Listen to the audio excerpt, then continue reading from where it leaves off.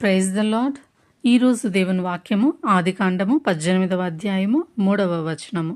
ప్రభువా, నీ కటాక్షము నా మీదనున్న ఎడల ఇప్పుడు నీ దాసుని దాటిపోవద్దు.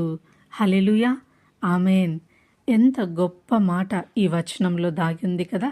మరి అబ్రహాము గారు ఇక్కడ దేవదూతలు మరియు దేవుడు, ఇక్కడ మనము ఈ వచనాన్ని ఆధ్యాత్మికంగా కాకుండా ఒక సామాన్యంగా ఆలోచించినట్లయితే, ఒక వ్యక్తి అంటే అక్కడ మక్షకి వృక్షము కింద అంటే మమ్రే ప్రాంతము సింధూర వనములో అబ్రహాము గారు ఎండవేళలో కూర్చొని ఉన్నాడు. అంటే ఆ చుట్టుపక్కల ఎడారి ప్రాంతము. ఆ ఎడారి ప్రాంతంలో ఎండవేళలో ఒక ముగ్గురు వ్యక్తులు నడుచుకుంటూ వస్తున్నారు. ఇక్కడ గుడారం వేసుకొని ఉన్నటువంటి అబ్రహాము గారు వారిని ప్రేమతో ఆహ్వానిస్తున్నారు. ఇది కేవలం మనము మానవ దృష్టితో చూసినట్లయితే, అయ్యో పాపము, ఎండవేళలో వస్తున్నారు, ఏం తిన్నారో ఏం తాగారో వారిని మనం ఇంటికి ప్రేమగా ఆహ్వానించి ఏమైనా పెడదాము అనే ఒక మంచి మనసు అబ్రహాము గారిలో మనం చూడొచ్చండి. మనకి కొన్ని ప్రాంతాలలో ఏమీ అందుబాటు లేని ఊర్లలో కొన్ని చోట్ల మనం గమనించినట్లయితే పూటకూళ్ళ వారు ఉంటారు. సో కొంతమంది ప్రేమగా పెట్టేవారు, ఆతిథ్యం అంటారు దాన్ని, ప్రేమగా పెట్టేవారు, అన్న సత్రాలు ఇవన్నీ మనం గమనిస్తూ ఉంటాం. భోజనాలు అక్కడ ఫ్రీగా ఇస్తూ ఉంటారు, లేదా వాటర్ సంథింగ్ ఏదైనా మజ్జిగ లాంటిది ఇస్తూ ఉంటారు, ఇది ఫ్రీ. ఇంకొంతమంది అయితే ఏ సదుపాయం లేని ఒక చిన్న మారుమూల గ్రామంలో ఒక పేదరాశి పెద్దమ్మ అంటారు. సో ఆవిడేదో చేస్తూ ఉంటుంది, అక్కడికి వెళ్ళి వీరికి తోచినంత డబ్బులు ఇచ్చి ఆ పూట భోజనం చేస్తూ ఉంటారు. సో ఇవన్నీ కూడా ఏంటిదంటే కొంతమంది బిజినెస్ లాగా చేసుకొని ఉండొచ్చు, కానీ చాలా వరకు ఆతిథ్యం ఇస్తూ ఉంటారు.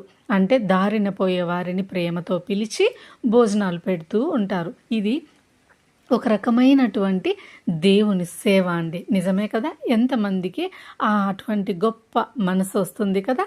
సో మనము ఇక్కడ ఏలియా ప్రవక్తకి సారెపతు షునేమియురాలు కూడా ఎంత గొప్పగా కదా ఆ మేడ గది ఒకటి నిర్మించి వచ్చి ఆయన వెళ్తూ ఉన్న ఆ టైంలో ఈ మేడ గదిలో ఉంటాడని అక్కడ ఒక మేడ గది కట్టి అందులో ఒక బల్ల, పరుపు, దీపము ఇవన్నీ పెట్టి భోజనాలు సిద్ధపరిచి ఆ యొక్క షునేమీరాలు ఆమె యొక్క భర్త ఎంత చక్కని సేవ దైవజనులకు అందిస్తారు. అది ఊరుకనే పోలేదండి. ఆమెకు వారి ద్వారా, వారి యొక్క ఆశీర్వాదం ద్వారా దేవుడు వారికి గొప్ప బిడ్డను అనుగ్రహించాడు. మళ్ళీ తర్వాత రోజులలో మనం గమనించినట్లయితే ఆ బిడ్డ చనిపోయినప్పటికీ కూడా ఆ దైవజనుడు ప్రార్థించడం వలన చనిపోయిన బిడ్డను ఏలియా ప్రవక్త ద్వారా అక్కడ లేపగలిగారు. హల్లెలూయా. సో మనం చేసేటటువంటి ఆతిథ్యము దేవుని సేవ కిందికి వస్తుందండి. అది ఊరికనే పోదు. దేవుడు తప్పక మనల్ని ఆశీర్వదిస్తాడు, తగిన ఫలాన్ని మనము పొందుకుంటాం. కాబట్టి ఇక్కడ బహుశా అబ్రహాము గారికి అక్కడ దైవజనులు దేవుడే వస్తున్నాడు అని గ్రహించారో, లేదా కేవలము ఒక బాటసారులు వస్తున్నారు, వారిని మనం ప్రేమగా ఆహ్వానిద్దామనే ఉద్దేశంతో ఆయన వారు పిలిచారు. మనకు అంత డీటెయిల్స్ తెలియదు, కానీ కేవలం ఈ వచనాన్ని మనం రెండు రకాలుగా ఆలోచన చేసినట్లయితే, ఒకటి దైవ దృష్టిలో మనం చూస్తే దేవుడు తన ఇంటికి వస్తే దేవుని పట్ల ఆయనకున్నటువంటి ఆ యొక్క ప్రేమను చూపిస్తున్నాడు, ఆతిథ్యం ఇస్తున్నాడు. అక్కడ తండ్రి అయిన దేవుడు దేవదూతలతో కలిసి వచ్చినట్లు అనుకోవచ్చు, లేదా తండ్రి కుమార పరిశుద్ధాత్ముడు అనుకోవచ్చు. లేదు, కేవలం ఇది మనం ఒక మానవ దృష్టితో చూస్తే ఆతిథ్యం, ప్రేమతో వారికి ఆతిథ్యం ఇస్తున్నాడు. అది కూడా పొగరుతోనో గర్వంతోనో కాదండి, ప్రభువా అంటున్నాడు. అంటే ఎంత వినయంతో ఆ మాట పిలుస్తున్నాడు. తర్వాత నీ కటాక్షము నా మీద ఉంటే, ఎంత గొప్ప వినయం కదండి. అప్పుడు నువ్వు నన్ను దాటి వెళ్ళకు అని రిక్వెస్ట్ చేసుకుంటున్నాడు. ఇటువంటి గొప్ప మనసు మనలో కూడా ఉండాలి. ఎందుకంటే దేవుని వాక్యము ఒక మాట సెలవిస్తుందండి మనకు.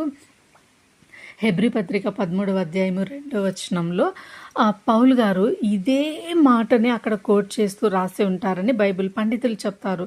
కొందరు తెలియకనే దేవదూతలకి ఆతిథ్యం ఇస్తున్నారు అని పౌలు గారు వారికి లెటర్ రాస్తూ హెబ్రీయులకి రాసినటువంటి ఆ పత్రికలో ఈ ఈ వచనమే ఆయన హృదయంలో ఉంటుంది, దీనిని పోలుస్తూనే ఆయన ఆ మాటలు చెప్పారు అని బైబిల్ పండితులు పెద్దవారు చెప్తూ ఉంటారు. కాబట్టి కొంతమంది తెలియకుండానే దేవుళ్ళకు అంటే మనుషులలో దైవత్వాన్ని చూస్తూ సేవ చేస్తున్నారని.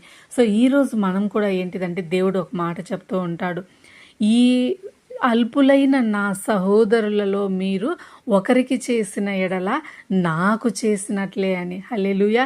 కాబట్టి అటువంటి మంచి భావము కలిగి మంచి మనస్తత్వముతో పేదవారికి లేదా అవసరాలలో ఉన్న వారికి మనము మనవంతు సహాయం చేసినట్లయితే అది దేవునికి చేసినట్లు, దేవుడు ఆ యొక్క క్రియకు తగిన ప్రతిఫలం తప్పక ఇస్తాడు అనడానికి ఒక మంచి ఉదాహరణ మనకి షునేమీరాలి యొక్క జీవితము మరియు అబ్రహాము గారి యొక్క జీవితము. అదేవిధంగా గిద్యోను మనకి న్యాయాధిపతులు 6:18 కూడా గిద్యోన్ గారు దేవుణ్ణి, ప్రభువా మీ కటాక్షం నా మీద ఉన్న ఎడల ఇదిగో నేను వచ్చే వరకు ఆగండి అని పలుమార్లు దేవదూతను ఆపినట్లుగా మనం అక్కడ గమనించవచ్చు. కాబట్టి ఆ తరువాత దేవుడి నుంచి వచ్చిన ఆశీర్వాదాలు వారు ఎలా పొందుకున్నారో కూడా మనకు తెలుసండి. కాబట్టి మనం చేయవలసింది ఏంటంటే ఈరోజు ప్రభువా మీ యొక్క కటాక్షం నా మీద ఉన్న ఎడల నా నుంచి దాటిపోకయ్యా అని దావీదు కుమారుణ్ణి మనం వేడుకుందామండి, నజరేయుణ్ణి వేడుకుందామండి. నిత్యము మీ ఆత్మ మాలో ఉంచి ఆతిథ్యం ఇచ్చువారిలాగా, చేయి చాచి సహాయపడేవారిలాగా, తద్వారా గొప్ప ధన్యతను మేము పొందుకునేలాగా మాకు సహాయము చేయతండి అని పరిశుద్ధాత్మ దేవుణ్ణి కోరుకుందాం. దేవుడు ఈ కొద్ది మాటలు దీవించి మనల్ని ఆశీర్వదించి సమాధానముతో నింపునుగాక. ఆమేన్. చిన్న ప్రార్థన చేసుకుందాం. మహోన్నతుడు అయిన దేవా మీకు వందనాలు, దావీదు కుమారుడా మీకు వందనాలు, స్తోత్రము తండ్రి. మీ గొప్ప బిడ్డ మీ తండ్రి అబ్రహాము గారు మీకు ఎలా అయితే ఆతిథ్యం ఇచ్చి ఉన్నారు ప్రభా, మేము కూడా నా తండ్రి మా ప్రార్థనలో మమ్మల్ని మీరు దాటిపోనివ్వకుండా ఉండులాగున ప్రతి క్షణము మీ కటాక్షము మా మీద ఉండులాగున ప్రార్థించుకుంటున్నాము. యేసయ్య, మంచి మనసును మాకు దయచేయండి. ఆతిథ్యము, ప్రేమ, వినయము, దయగలిగినటువంటి మనసు మాకు దయచేయమని వేడుకుంటున్నామయ్యా.